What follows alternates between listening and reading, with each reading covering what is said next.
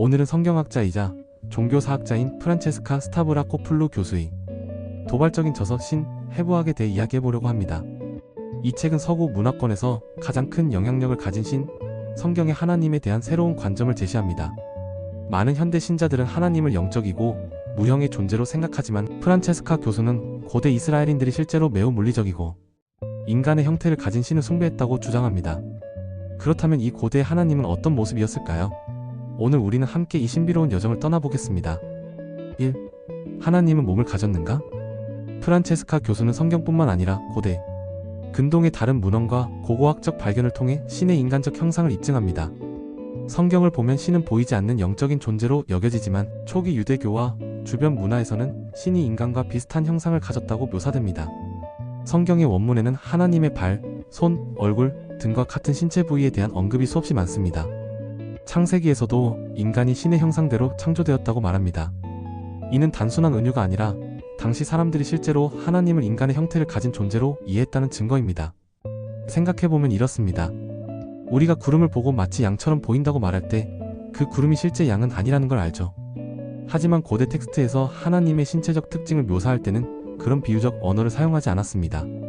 대신 하나님이 동산에서 거니셨다 또는 모세가 하나님의 등을 보았다와 같이 직접적으로 표현했습니다.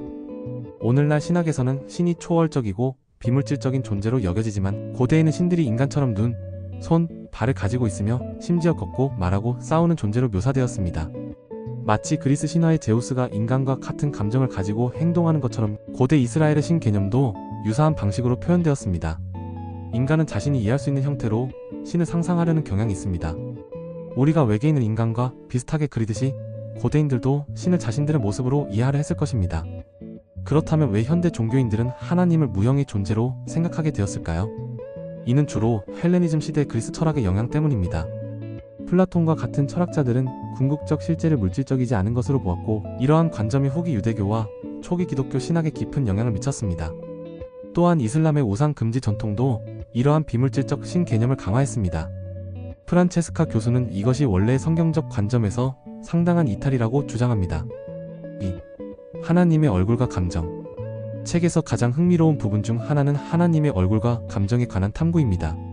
성경에는 하나님이 분노하고 질투하고 후회하고 사랑하는 장면이 많이 등장합니다. 이를 현대적 관점으로 생각해보면 스마트폰과 같습니다.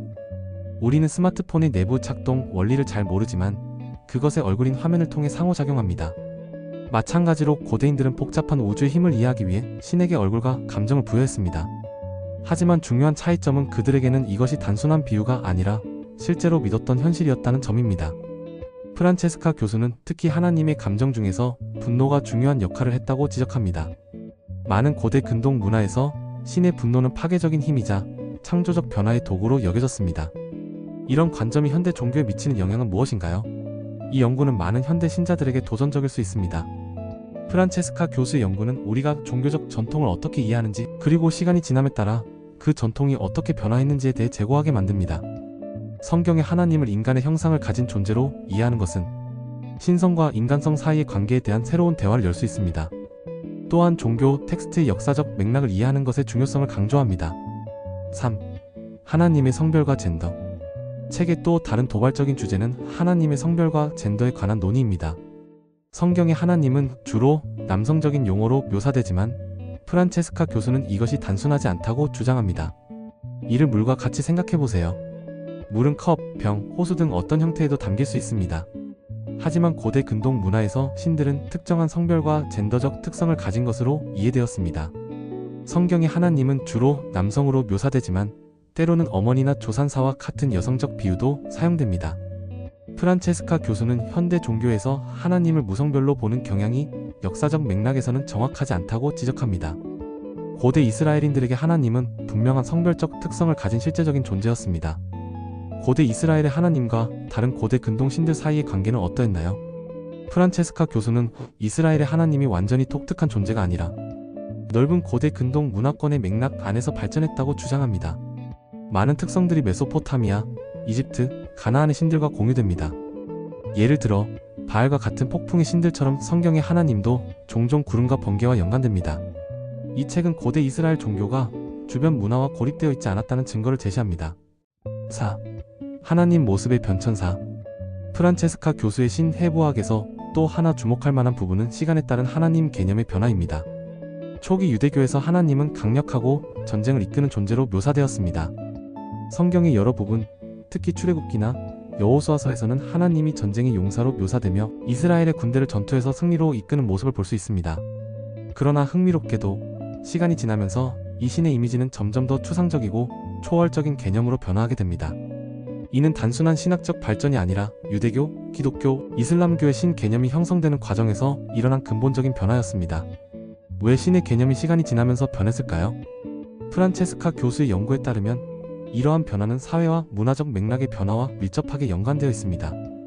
고대 이스라엘이 주변 강대국들과의 전쟁과 생존 투쟁에서 강력한 군사적 지도자를 필요로 했을 때 하나님은 전쟁의 신, 용사로 묘사되었습니다.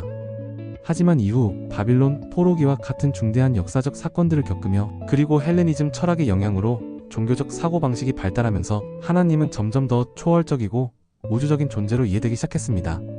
시대에 따라 영웅의 이미지가 달라지는 것처럼 신의 개념도 시대적 필요와 지적 환경에 따라 끊임없이 변화해 온 것입니다. 이러한 변화는 단순한 표면적 변화가 아니라 인간이 신성을 어떻게 이해하고 경험하는지에 대한 근본적인 변화를 반영합니다.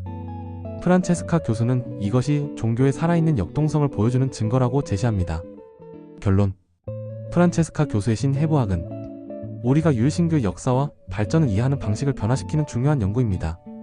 이 책은 우리에게 종교적 개념이 시간과 문화에 따라 어떻게 변화하는지 그리고 현대의 추상적인 신 개념이 실제로는 비교적 최근의 발전일 수 있다는 것을 상기시킵니다. 물론 이 연구는 학술적이며 신자들의 개인적인 신앙과 반드시 충돌하는 것은 아닙니다. 오히려 종교적 전통의 풍부함과 복잡성을 더 깊이 이해할 수 있는 기회를 제공합니다. 여러분은 어떻게 생각하시나요? 이러한 역사적 관점이 여러분의 종교적 이해에 어떤 영향을 미치나요? 댓글로 여러분의 생각을 공유해주세요. 이 영상이 도움이 되셨다면 좋아요와 구독 부탁드립니다.